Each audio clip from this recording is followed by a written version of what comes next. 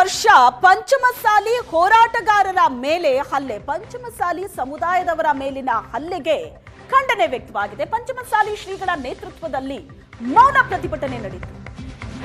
ಕೈಗೆ ಮತ್ತು ಬಾಯಿಗೆ ಕಪ್ಪು ಬಟ್ಟೆಯನ್ನ ಕಟ್ಟಿಕೊಂಡು ಮೆರವಣಿಗೆ ನಡೆಸಿದ್ರು.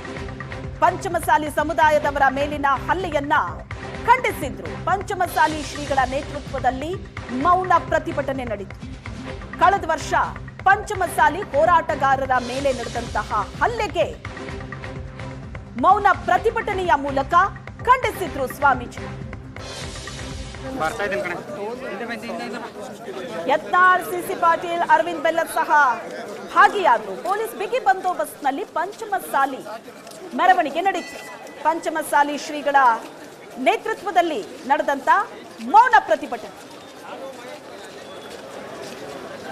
ಯತ್ನಾಳ್, ಸಿಸಿ ಪಾಟೀಲ್, ಬೆಲ್ಲದ್ ಈ ಮೌನ ಪ್ರತಿಭಟನೆಯಲ್ಲಿ ಭಾಗಿಯಾದರು. ಪಂಚಮಸಾಲಿ ಹೋರಾಟಗಾರರ ಮೇಲೆ ನಡೆದಂತಹ ಹಲ್ಲೆಯನ್ನ ಖಂಡಿಸಿ ನಡೆದಂತಹ ಮೌನ ಪ್ರತಿಭಟನೆ ಬೆಳಗಾವಿಯಲ್ಲಿ.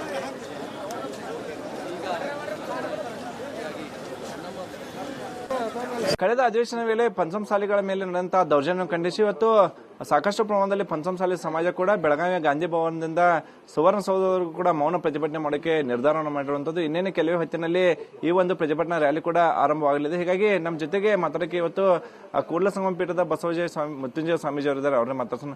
ಸರ್, ಕಳೆದ ವರ್ಷದ ಅಧಿವೇಶನದ ಸಂದರ್ಭದಲ್ಲಿ ನೀವು ಕೂಡ 2A ಮೀಸಲಾತಿಗಾಗಿ ಹೋರಾಟ ಮಾಡ್ತಾ ಇದ್ರಿ. ಆ ಸಮಯದಲ್ಲಿ ಸಾಕಷ್ಟು ಪ್ರಮಾಣದಲ್ಲಿ ಲಾಠಿ ಚಾರ್ಜ್ ಕೂಡ ಆಯಿತು. ಇವತ್ತು ಏನು ನೀವು ಪ್ರತಿಭಟನೆ ಉದ್ದೇಶ ಏನಂತ? ನಿಮಗೆಲ್ಲ ಗೊತ್ತಿರಬಹುದು, ಇದುವರೆಗೂ ಕರ್ನಾಟಕದಲ್ಲಿ ಆಗಿರ್ತಕ್ಕಂಥ ಯಾವುದೇ ಮೀಸಲಾತಿ ಚಳವಳಿಗಾರರ ಮೇಲೆ ಯಾವುದೇ ಸರ್ಕಾರಗಳು ಮಾರಣಾಂತಿಕವಾದ ದೌರ್ಜನ್ಯ ಮಾಡಿದ್ದಿಲ್ಲ. ಆದರೆ ಲಿಂಗಾಯತರ ಮೇಲೆ ಫಸ್ಟ್ ಟೈಮ್ ನಮ್ಮ ಸಮುದಾಯದ ಮೇಲೆ ಕಳೆದ ವರ್ಷ ಡಿಸೆಂಬರ್ 10ನೇ ತಾರೀಕು ಸುವರ್ಣ ವಿಧಾನಸೌಧ ಮುಂಭಾಗದಲ್ಲಿ ಪೊಲೀಸರಿಗೆ ಕುಮ್ಮಕ್ಕು ಕೊಟ್ಟು ಕರ್ನಾಟಕ ಘನ ಸರ್ಕಾರ ಮಾರಣಾಂತಿಕವಾದಂಥ ದಬ್ಬಾಳಿಕೆ ದೌರ್ಜನ್ಯ ಮಾಡ್ತು.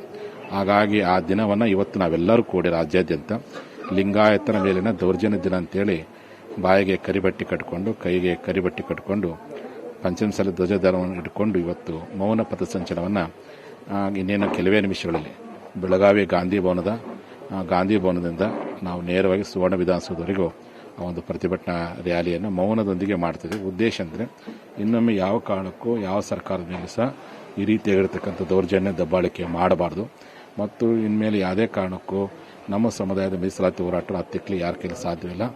ಆ ಹೋರಾಟ ನಿರಂತರ ಎನ್ನುವಂಥ ಸಂದೇಶವನ್ನು ಸಾರಲಿಕ್ಕೋಸ್ಕರವಾಗಿ ಈ ರೀತಿಯಾಗಿರ್ತಕ್ಕಂಥ ಹೋರಾಟ ನಾವೆಲ್ಲ ಸಹ ಮಾಡ್ತಿದ್ದೀವಿ. ನೀವು ಕೂಡ ಹೊಸ ಸರ್ಕಾರ ಬರುತ್ತೆ, ನಾವು ಮೀಸಲಾತಿ ಕೊಡುತ್ತೆ ಅಂತೇಳಿ ಎಲ್ಲ ನಿರೀಕ್ಷೆಗಳನ್ನು ಇಟ್ಕೊಂಡಿದ್ದೀವಿ. ನಿಮ್ಮ ಕರ್ಟೇಜ್ಗೂ ಕೂಡ ಭೇಟಿಯಾಗಿ ಬಂದಿಲ್ಲ. ಜೊತೆಗೆ ಅದ್ರ ಜೊತೆಗೇನೆ ನಿಮ್ಮ ಮೇಲೆ ಅಥವಾ ನಿಮ್ಮ ಸಮುದಾಯದವರ ಮೇಲೆ ಹಲ್ಲೆ ಮಾಡುವ ಕೆಲಸಗಳು ಕೂಡ ಆಯಿತು. ಸಿದ್ದರಾಮಯ್ಯ ಅವ್ರಿಗೆ ಏನು ಎಚ್ಚರಿಕೆ ಕೊಡಕ್ಕೆ ಇಷ್ಟಪಡ್ತೀರ?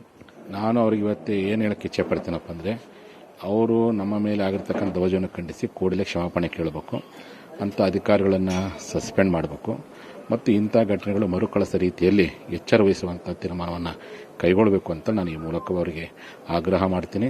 ಆ ಮೂಲಕವಾಗಿ ಇವತ್ತಿನ ಘಟನೆ, ನಿನ್ನೆ ಕಳೆದ ವರ್ಷದ ಈ ಘಟನೆ ನಮ್ಮೆಲ್ಲರ ಮನಸ್ಸಿನ ನೋವಾಗಿದೆ. ಆ ನೋವನ್ನು